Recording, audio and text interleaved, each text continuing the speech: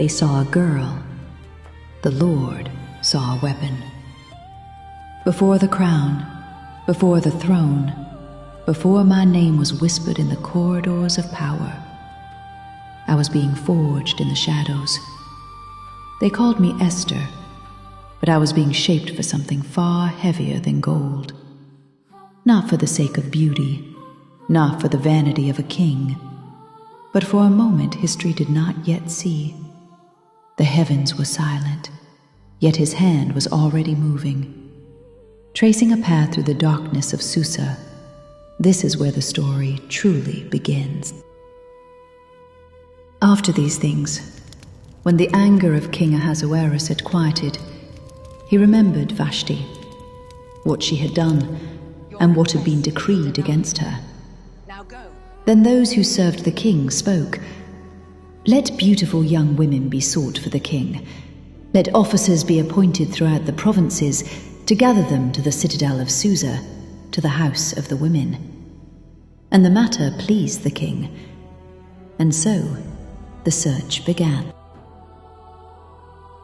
In the citadel of Susa there lived a Jew whose name was Mordecai. He had taken me as his own daughter, for I had neither father nor mother.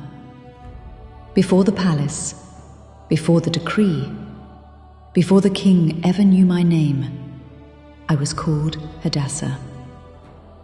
He raised me in the quiet places, far from thrones, far from power. And when the world came looking for a queen, it found a girl who had already learned how to stand unseen. When the king's command echoed through the provinces, the gates of Susa swung open. A sea of faces, many young women, gathered from every corner of the world. We were placed under the eye of Haggai, the keeper of the women. Among 1,000 others, I found favor in his sight. He did not delay. He moved with a strange urgency to provide my requirements, the oils, the myrrh, the portions of the palace, and a place set apart for me. I was no longer a girl from the shadows. I was being prepared for the king.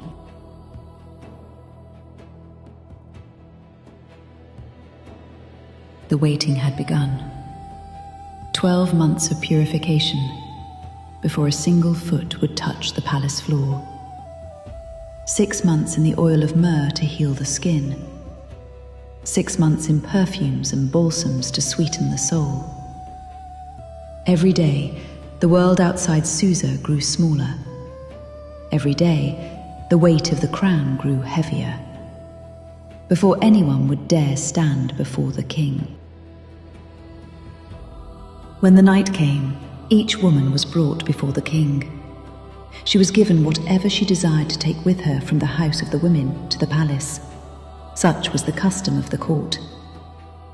They walked toward the palace, clothed in the king's treasury, bearing their hopes in gold and their fears in silk. They would go in with the sunset and return with the dawn. To the second house, to the silence of Shashgaz, to a life of waiting for a name to be called that might never be spoken again.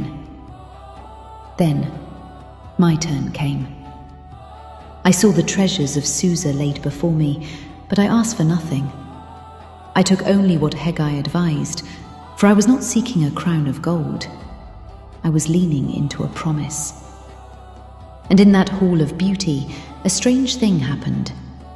I found favor in the eyes of all who saw me, not for what I wore, but for what I carried. And so, I was taken to King Ahasuerus. I walked the final steps to the royal palace, toward a throne, and toward a choice that would change history. The air was cold in the 10th month, the month of Tebeth. I was taken to the heart of the empire, the royal palace of a king whose word was law. I did not know what the night would bring, or what the morning would demand of a girl from the shadows. But in that chamber of power, the Lord was moving. The king loved me above all others. He saw a crown where others saw a captive. He set the royal gold upon my head and named me queen in place of the one who was gone. Then came the celebration, the feast of Esther. Rest was proclaimed to the ends of the world. Gifts flowed with royal generosity. But beneath the sound of the trumpets and the laughter, a greater purpose was already awake.